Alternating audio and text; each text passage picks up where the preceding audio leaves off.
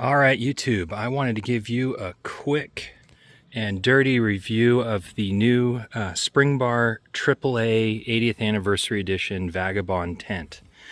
These just dropped on October 16th, 2024. I ordered mine the minute they were available, and it's now Saturday the 19th, and it just showed up. So what is different about this one versus a regular Vagabond?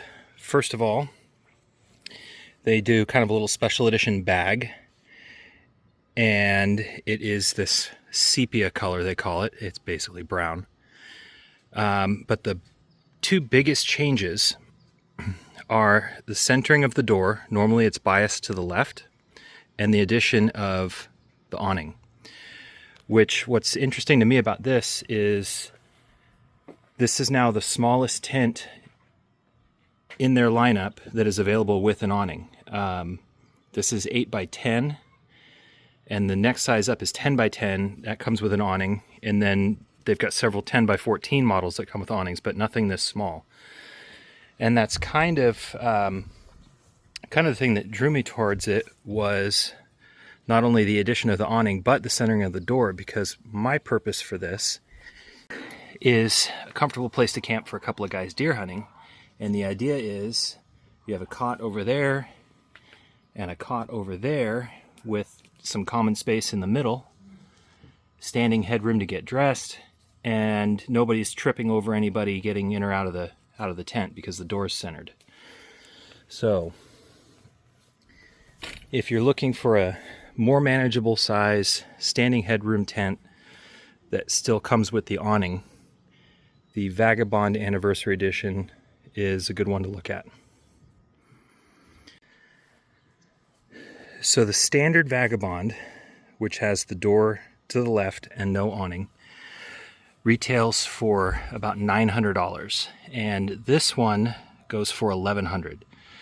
So to me, the $200 difference for the awning, the center door, that was worth it alone. But I do kind of like the color and the special edition bags that they sent with it, and they've got some special vintage logos on it. I just think it's a cool setup altogether. So yeah, this is what $1,100 gets you.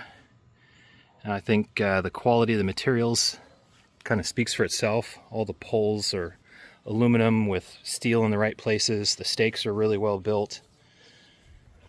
The canvas, it just feels nice and sturdy. The stitching is well done.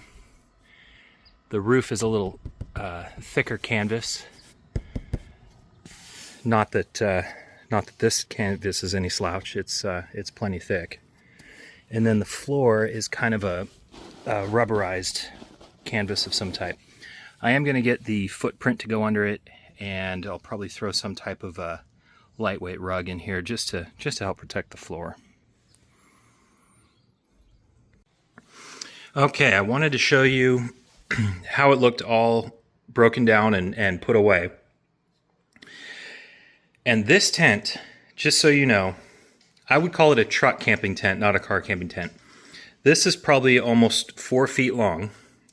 Oh, dog tax. Hi, Dirk.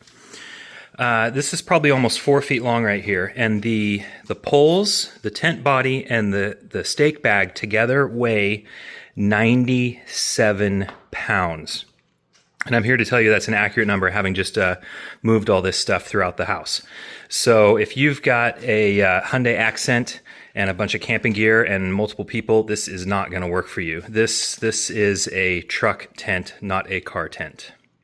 Okay, so my initial thoughts on this tent seems to be good quality. I was actually surprised at how beefy the pole set was. I think they could have got away with some thinner materials, and everything is tough. Everything's strong. The canvas is really nice. The floor is really nice. Everything on this thing is super nice. So, I was a little bit concerned at first, like $1,100 for a tent. I had to talk to my wife about that. Like, no, babe, it's worth it. But now that I see it, I think it is worth it. I'll make another video once I get it out and I get it set up and actually camp in it for a few nights. But overall, I think I was a little bit worried that there was like maybe some hype around Springbar, because they did sell in the last few years and they've stepped up their social media presence quite a bit. I had already known about them, but they've definitely been more on my radar lately because of their ad campaigns and stuff. And by the way, this is not a sponsored video. I am in no way connected to Springbar. I spent my own money on this. But I'm pleased to say that just from my initial look, everything at least met my expectations or exceeded my expectations when it came to material quality, how well it's put together and everything.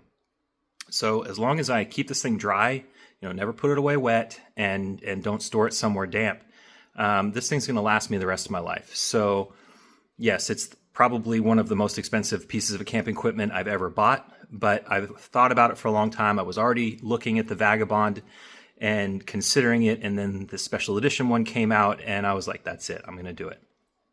So thank you for watching, and I'm pretty sure this is going to be one of the first videos out there about this tent. Everything I've seen online so far has just been from Springbar Factory, so that's why I'm kind of rushing to put this together. It's not super well edited, but I just wanted to get something out there. So if you're sitting on the fence trying to decide if you want to buy one, here's a little bit of information for you. Hope this helps. Thanks. Bye.